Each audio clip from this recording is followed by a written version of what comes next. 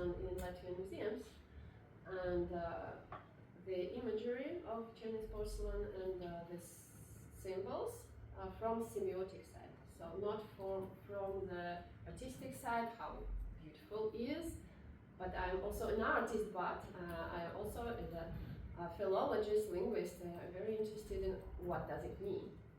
But this time, especially for EKA, I prepared this special theme, something a little bit contemporary. I wish you will like it. So many of us have heard those tattoo stories. Like, no, someone believes that they carry on a quote from Confucius or Lao Tzu or something very wise, but in really it reads like some microwave manual or TV manual or something. It exposes a common trap. We trust aesthetics, mistaken visual beauty for meaning, while neglecting verification at the source. 300 years ago, European artists imagined distant Asian worlds through fragments, second-hand accounts and rare glimpses, or some objects driven by fascination. They copied ornaments from porcelain, textile, lacquer, any objects, but without access to the symbolic logic. What does it mean? The result was visually convincing but semantically empty. Today, AI continues this process, so replacing the hand of that artisan with algorithm today. So a neutral network is an effect tattoo artist that cannot read. It does not distinguish philosophy from a shopping list. It selects what is statistically convincing or not that is culturally valid. The aim of this research is to show how, in a world of digital imitations, the original symbolic voice of a millennia-old culture, Chinese culture, risks being replaced by its surface. And today I will present the concept of AI Chinoiserie, a term I don't know, I invented, but I didn't met before. If you will see it, please let me know. It is to propose to describe how generative AI simulates Chinese symbolic imagery while systematically failing to reproduce its meaning. Yeah. So, yeah, this is some story and history behind the Chinoiserie. Oh! So why it could be a serious problem? So the contemporary global information space is increasingly filled with Chinese-looking images that do not preserve symbolic meaning. When AI reproduces symbolic imagery without decoding its cultural logic, the result is not a natural sound decoration, it could be good, but distorted communication. The communication is really very, very specific and very important. So the consequences are real, misreading symbols and leads to loss of meaning, and loss of meaning leads to communication failure. This matters for branding, design, diplomacy, any domain where visual culture crosses borders. What has changed in this scale? So here you can see some example. So let's talk about how it works. Yeah. So why the Chinese symbol is really different and particularly difficult for AI? Because it works fundamentally different from European visual systems. The Chinese ornament is not free decoration. It is coded cultural language based on fixed semiotics formulas. Meaning depends on homophony, sound but not visible form. So we just need to understand how it pronounced, and what does it mean in culture, in Chinese culture and language, of course. So the same motif change meaning through context, pairing, number, position, and Chinese language is very homophonic. Everything sounds like anything. For example, here we can see, this is one of the formulas, xi shan mei shao, joy rises to the brows. So why the brows? Where are the brows? So the visual formula is magpie on the plum branch. But why? Because magpie sounds like a C is a joy, and May, plum, May sounds like a May, it's a brow. So this double homophonic rebus, no visual analysis can decode it. Just you need to know the language and the circumstances and the meaning in the culture. Yeah, here's some beautiful examples. Enjoy, please. Wow. So the core problem is that the entire argument in the three lines. So AI reproduces visual form, color, shape, texture, decorative style. It cannot access what you need to know homophonic rebuses, compositional hierarchy. It's a very important where it is in the place, in the composition. Symbolic pairing rules. So what were lost here? So not aesthetics. It's a very interesting question about aesthetics, but not now. The entire message. So the image was designed to say something specific. Really, every ways we have in Latvian museums, for example, porcelain, it is a message. It is encoded there. So when we are looking on it, it's not just oh, beautiful lace.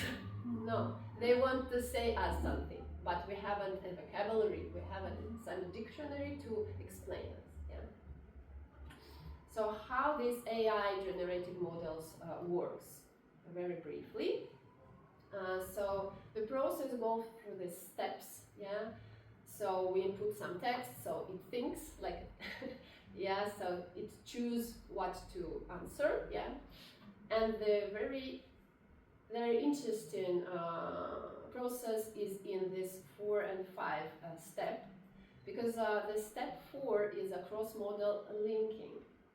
So the model, this IE generator, it activates statistical semantic field, but not a cultural one. It finds the most probably visual configuration, not the meaning.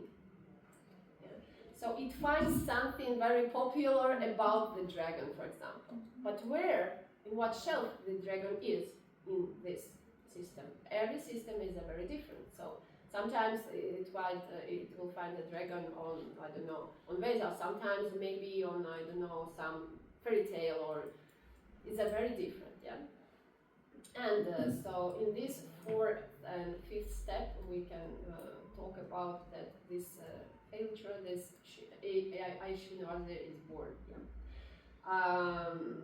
The image emerges through iterative denoising. Yes, there is some noise, and it denoise this meaning. Based on probabilistic patterns. It's worth nothing that the model doesn't simply generate most likely result. It does so through the process of reverse diffusion, the denoising process. This is where AI Chinoiserie emerged from noise toward the most likely visual result. So these AI generators, we like the result. They try to figure out what result we will like. It is very interesting. So my research methodology is quite simple. 4 platforms, 2 Westerns, GPT and Midjourney, and 2 Chinese, Ernie and Quen image.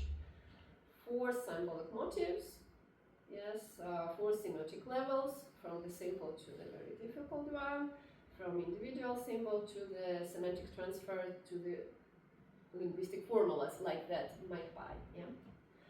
And I choose on any 3 level of prompts.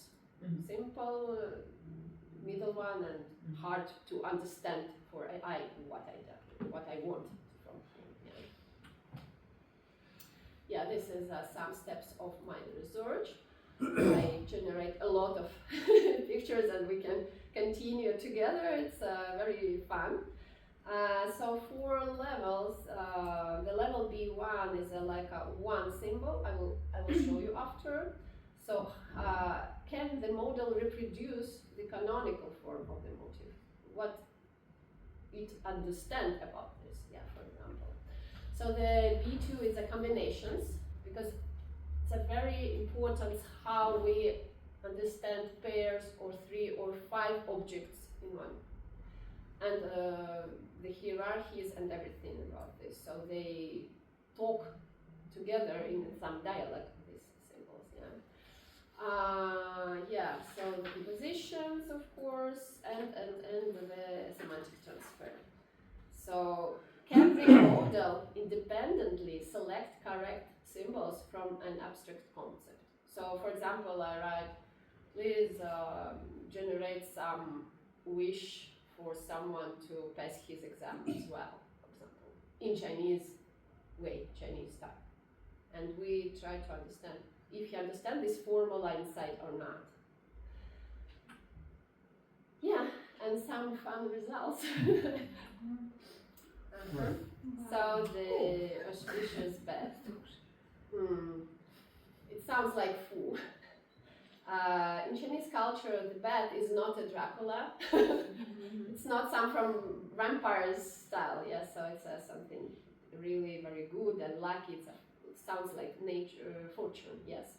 In the Chinese ornament, stylized, symmetrical, flat ornamentation design, but not a realistic one, yeah. So here you can see some images I generated in both platforms and Western and Chinese. We go to the, yes, so this Chinese original, for example, Baoxiang flower, Baoxiang Hua. It is, yeah, it is interesting because it is some special culture inside flower. In Buddhism, it means very prosperity and very spiritually, yes, something, wish. Of course, every time it is something about wishes. All it's very good wishes, yeah. And inside this flower have a chrysanthemum, lotus, peony, something together integratedly. Yeah. This is quite difficult for AI to generate because this lithophone, yes, this is you know, like a bell, some chime from the some jade, yeah. So you can bell on this. Yeah, he can find the analog, and when I write a simple formula, he tried to make some bells or some chimes, but if I describe the situation, like for example, I need this triangle form. If I write triangle, he makes triangle. So if I have a L form, he makes L form, but not I need. Yeah, here we can go through some, you can just enjoy them because it's a lot. Yeah. For example, when it's really special in 5 beds, for example, so it's a composition ones. Yeah. Yeah. So everything about this, it is a formula we pronounce and sounds like a good wish. Yeah. Oh, nice, the girls. It is really very, very difficult to explain him this formula because the Chinese original is very, very, yeah, very.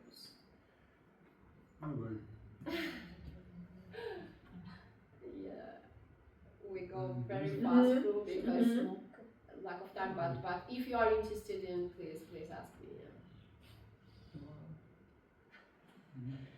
So sometimes it write the Chinese hieroglyphs inside, not images. But here we can see some Baroque style.